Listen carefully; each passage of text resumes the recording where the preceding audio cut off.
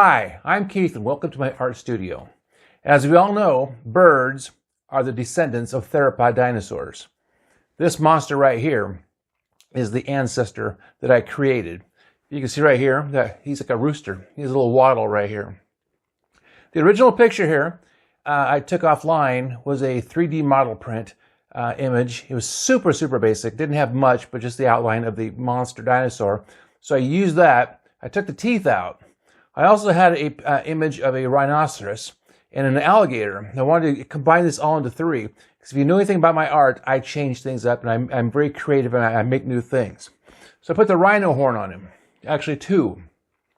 I didn't really find any place to put the alligator skin, so I skipped that. So this one is my watercolor, pencil, colored pencil, and ink wash, and marker pen theropod battle rooster picture. If you stay tuned, you can watch how I make this. It's a little bit lengthy, but this one is worth the ride. Join me as I take on the challenge of recreating Keith Trim's epic dinosaur battle masterpiece with my own twist. Get ready to dive into a world of prehistoric proportions, where the mighty roar of dinosaurs echoes through time. Keith Trim's masterpiece is not just any artwork, it's a dynamic, action-packed scene that brings together some of the most iconic creatures to have ever walked the earth. Creating a piece like this isn't easy. It demands a lot of creativity and a deep understanding of dinosaur anatomy and behavior. The artist must consider how each dinosaur moves, what they eat, and even how they interact with each other. It's like being a paleontologist, but instead of digging up fossils, you're bringing these ancient beasts back to life on canvas. The process begins with a concept, a vision of what the final piece will look like. Then, it's all about selecting the right dinosaurs for the battle. Will it be a clash of the titans, like a T-Rex versus a Triceratops, or a swift velociraptor taking down its prey? Each choice adds a layer of complexity and excitement to the artwork. Delving into the details, we see that every dinosaur is meticulously crafted, with attention to its posture, the texture of its skin, and even the expression on its face. The techniques used here are a blend of traditional and digital art, allowing for a level of detail and realism that's hard to achieve with just one medium. The story behind each dinosaur is also crucial. Why is this T-Rex leading the charge? What's the strategy behind the Stegosaurus's defensive stance? These decisions are what make the artwork come alive, inviting viewers to imagine themselves in the midst of this epic battle. As we explore the artwork further, the creative decisions become more apparent. The use of color sets the mood, the composition guides the viewer's eye, and the lighting adds drama. It's a masterclass in visual storytelling, where every element works together to draw you into the world of these ancient creatures. The most exciting part of the piece has got to be the pivotal battle scene.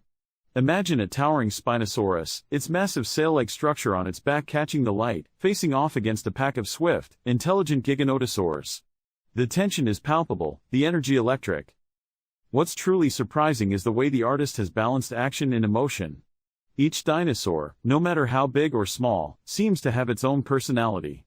This isn't just a battle, it's a moment frozen in time, full of stories waiting to be told. The choice of making the velociraptors the underdogs, cleverly using their pack mentality to take down a giant, is a stroke of genius. It shows not just an understanding of these creatures but also a deep dive into their possible behaviors, making the scene all the more believable and engaging. The journey of creating this artwork is a testament to the power of imagination and creativity. It's about taking a blank canvas and turning it into a window into the past, a glimpse into a world that's both familiar and yet utterly alien. So, what do you think? Which dinosaur is your favorite from this epic battle? Maybe it's the mighty T-Rex or perhaps the cunning velociraptor? Let me know in the comments below. And if you're hungry for more creative content, be sure to check out another video on my channel where we explore even more incredible artworks. Are you ready to unlock your creative potential? Today, we're diving into the essential elements of stunning art, composition, color, and values. First, let's talk composition. Composition is the backbone of any artwork. It guides the viewer's eye and creates a sense of balance. Use techniques like the rule of thirds or leading lines to draw attention to your focal points. Remember, a well-composed piece invites viewers in and keeps them engaged. Next up is color. Color can evoke emotions and set the mood of your artwork. Experiment with color harmonies like complementary and analogous schemes to create dynamic visuals. Don't shy away from bold choices. Vibrant colors can make your art pop and leave a lasting impression. Lastly, let's explore values. Values refer to the lightness or darkness of a color. Understanding values helps you create depth and dimension in your art. Use a full range of values to enhance contrast and highlight important areas, transforming flat images into striking masterpieces. Remember, stunning art is all about the balance of composition, color, and values. So grab your tools, unleash your creativity, and start creating today. Thanks for watching. If you enjoyed this video, please subscribe to our channel for more art tips and inspiration. Join me as I dive into a creative challenge where I'll be using my imagination to create a piece of art from scratch. Creativity in art, it's a magical thing, right?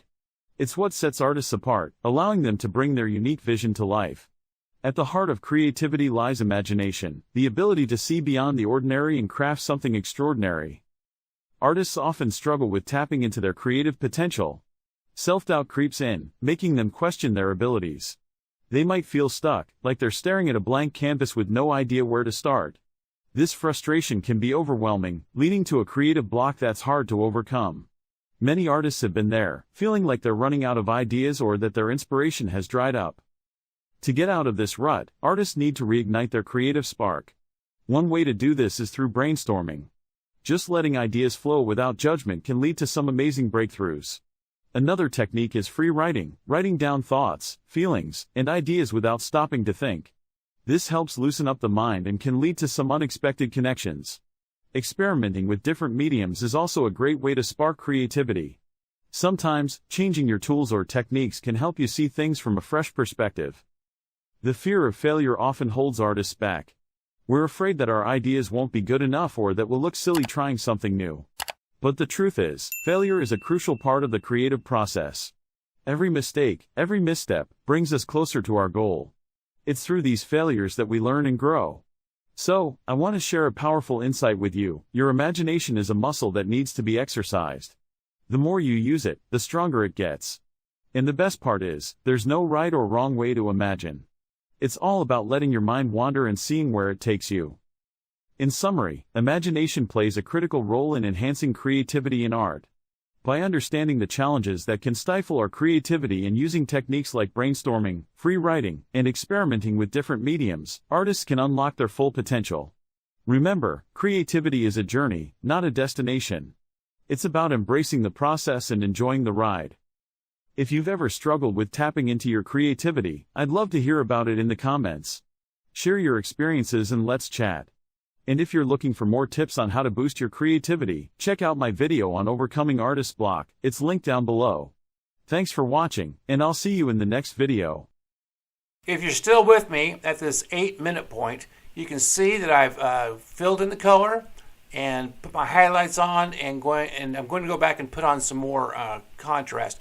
I'm adding some yellow to the beak. I had an idea for that. It worked out okay, but not exactly what I wanted. But it did add some more interest to the picture. Behind his head, those little stringy things with the balls, I got that from a picture of a real terror bird. I don't think it actually had it, but it came and popped in my brain, and I liked the way it looked a lot. I don't know what those little balls are, because I used my imagination. Imagination in art means a lot to me. I rarely ever create a work of art that's supposed to be even close to photoreal.